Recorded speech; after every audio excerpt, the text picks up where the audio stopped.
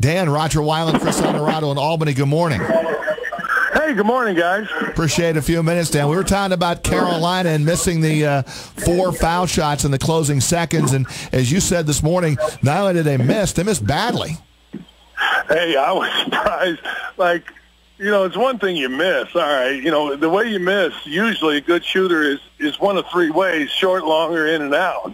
And usually on a free throw, it's usually in and out. But, hey, man, they were missing bad. I don't know if that's going to carry over, but I tell you what, the way they were missing, man, let me put it this way, they need to work on their foul shooting. Let's put it that way. And hey, as a former coach, player, and all of that, Dan, you know that foul shooting is a mental game. You start doing that the day before, I don't know, can they get that out of their minds 2 days later? It's going to be interesting because, these are really good players. Like, particularly Joe Barry's like, all right, how many of these you really going to miss? And the answer is not very many. So can they get it out of their minds? Yes. Will they get it out of their minds? Let me put you this way. Gonzaga hopes that they're in a position where North Carolina has to make free throws.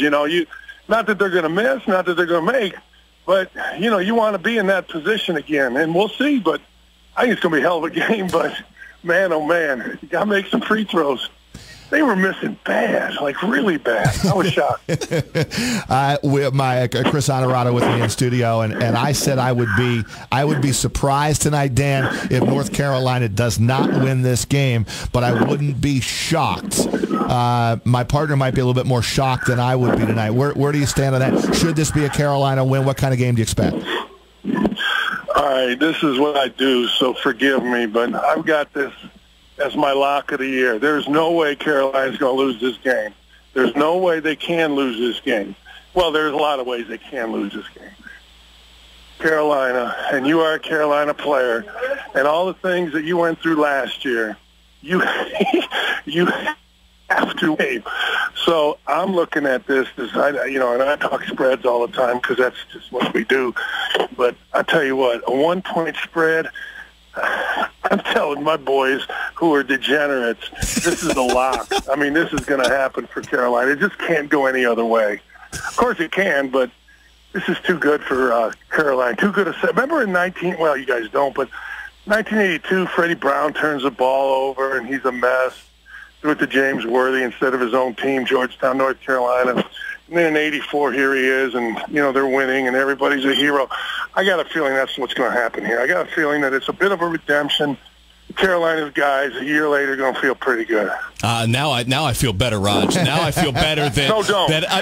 No, seriously, don't, because my locks. I'm very loud and definitive on my locks, but they're about 50-50. A lock's supposed to be like 98%. My locks run about 50-50, so hey, there's not much there. Dan, I want to ask you about one of the coaches here in the Final Four. You of course, famously played for one of the most intense and outwardly coaches in college basketball history, in Bobby Knight. I would like you to give us some perspective, though, on what you've observed of Frank Martin, the way he conducts himself on the sidelines, and then it feels like almost a total 180 to when he gets in the post-game press conference room. Yeah, Frank is a passionate dude. I've known Frank a long time. And look, I say this all the time, I'm sure everybody that you have seen or maybe you had on or maybe you're listening, everybody says they really like Frank, right? Have you gotten that impression from other coaches and stuff? Yeah, you know why? You know why everybody says they like Frank? Because you're afraid to say you don't like Frank. You're afraid that all of a sudden you're going to get shot. You're afraid that there's going to be a horse head in your bed. I told him that the other day. I go, look, nobody really likes you. I said, they're just scared that you're going to murder them in the middle of their sleep. So, you don't all of a sudden want to wake up and there's a bloody horse head a la Godfather style. So of course everybody likes Frank, but he is genuine. He is who he is. He's a fun guy. He's a nice guy. He'll do anything for anybody. He's an appreciative guy. So, in the coaching business, there's a lot of entitlement. There's a lot of, Coach Almighty, I call it, kind of stuff. I tell you what, with Frank, it's just, hey, this is who I am. Same guy that he was when he was an assistant coach back at Miami High School. And I think everybody appreciates that. But make no mistake, man, you're like, if you say, I don't like Frank Martin, your head's on a swivel when you're anywhere because, in the middle of the night, you don't know what the hell's going to happen to you, so you got to like Frank. We are previewing the national championship game tonight. The 2-1 seeds, Gonzaga, North Carolina. Dan Dakich, ESPN basketball analyst, with us here on Big Board Sports. Dan, I know basketball is a lot about matchups. I know you have lock for Carolina. What kind of matchup is this tonight? Does Gonzaga match up with Carolina? Give me a little X's and O's on the matchup when everyone tunes in tonight to see the national championship. Well, I think they do. Here's the reason that I think North Carolina is going to win. I think that Gonzaga hit some really tough shots. I think that Nigel Williams-Goss hit some really tough shots. Not to say that Carolina didn't, but Carolina makes the game a lot easier for themselves, guys. They get 43% of their misses, meaning if they miss 10 shots, they're going to get over 4 of them back with the opportunity to score again. That's a monstrous number. That's one of the reasons that I like Carolina. Now, look. The matchup itself isn't bad. Karnowski, Hughes, the Zach Collins kid is, man, I mean, he's just made himself a ton of money. But the bottom line, in my opinion, is when I watched the game on Saturday, tell you what, the Zags hit a ton of shots. And I just think, as we've looked at the last couple games of this tournament, North Carolina has done a really good job on shot makers. They did a really good job until the last couple threes on Monk.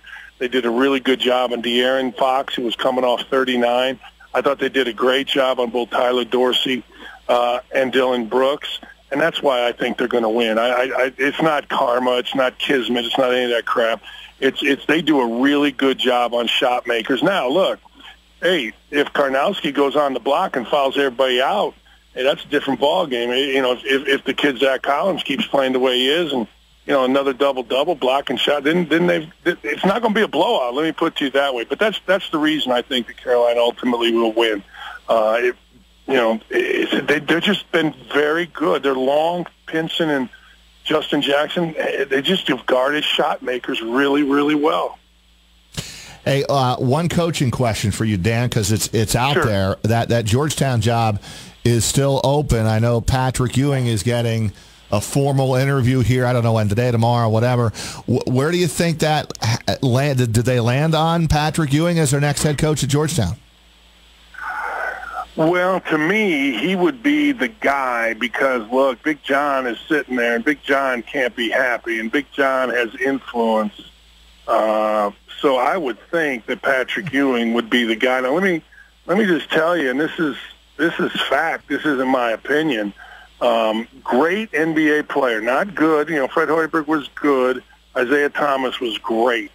Great NBA players have been historically awful as college coaches, like Sidney Moncrief at Arkansas Little Rock. I was lucky enough to play him twice in 1 year. I wanted to play him 7 times in 1 year, 10 times in 1 year. Clyde Drexler used to pull his car up at the University of Houston at 7 o'clock for a 7:05 game. Great NBA. Isaiah Thomas was like 20 and $7 million at Florida International. They don't know how to really work. They don't know how to really go at the business of basketball. A lot of times a great NBA player thinks his name is going to carry him in recruiting. Well, we'll see. I hope Patrick gets the job, and I hope he does a really good job because I like him and I think he's deserved it. But if I'm Georgetown, I'm very, very careful, man. Chris Mullen, they've struggled at St. John's. You got to be very careful, winning the press conference but losing ultimately the battle, and that would be what I would worry about with Patrick. Hey, Dan, I've got a question here to wrap things up here to put you on the spot a little bit, but I want to something of a more serious note here. The UConn women's winning streak. I'm sure you saw the game, or at least a replay of it. Were you as stunned as seemingly everybody else that streak came to an end when it did? Oh, yeah. We were at a table. I'm going to name drop here.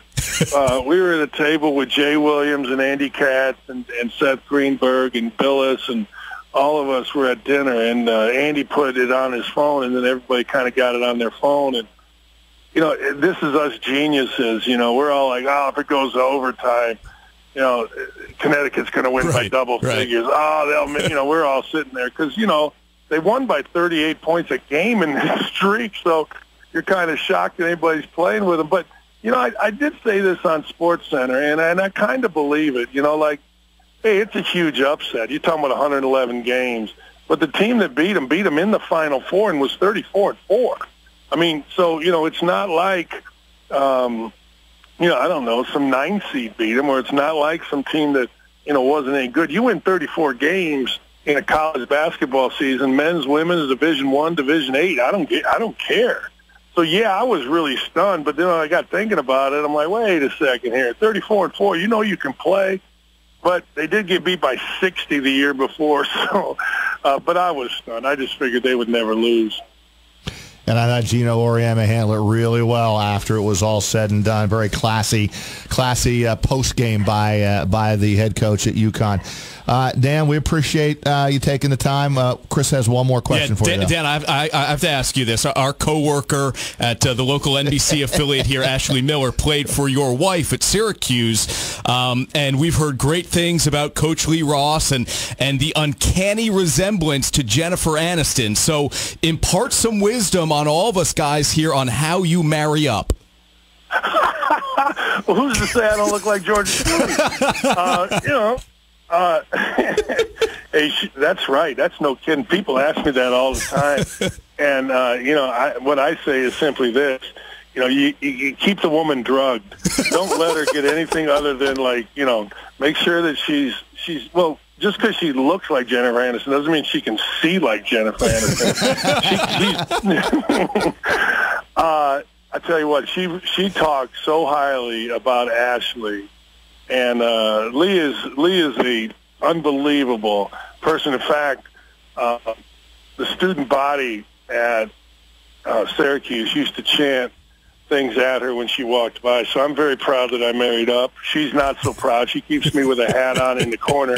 But that's all right. Just marry someone that can't see very well, and you can tell them, hey, look, I look like Clooney. Don't worry about it. Thanks for having some fun with us, Dan. I appreciate it. All good here, man. Of course. And, have fun tonight. Of course. Thanks, guys. Thank you, Dan. Thanks, Dan. Bye-bye. That's a good way to close that one out there.